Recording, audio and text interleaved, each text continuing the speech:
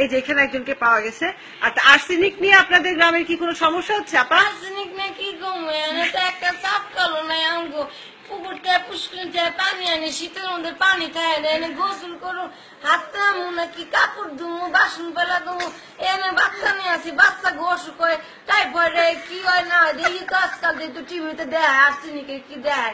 চাপ কলতে আমগো না, একটা সরকারে যদি আইসা আমগো একটা চাপ কলতে দেয় তাই তো হয়, একটা সবাই মিলেমিশে একটা পানি খামু, ওইটা তো করতেছি না। আমগো জামাই যায় সারাদিন কামে, আমরা কেন পানি ফুটামু রান্না করুন না, বাচ্চারে দিয়ে গেদারে নিয়ে আসি 24 ঘন্টা, ভালো লাগে না, কি করুন না করুন, খেত দেখতে হয়, ধান শুকা দিতে ধান উঠা, কত কাম কত কাজ, আমগো কাজ আছে না, কাজ করি না আমরা, এর মধ্যে কি সময় আছে এই সব কিছু করার? তার মধ্যে এখন আপনারা এই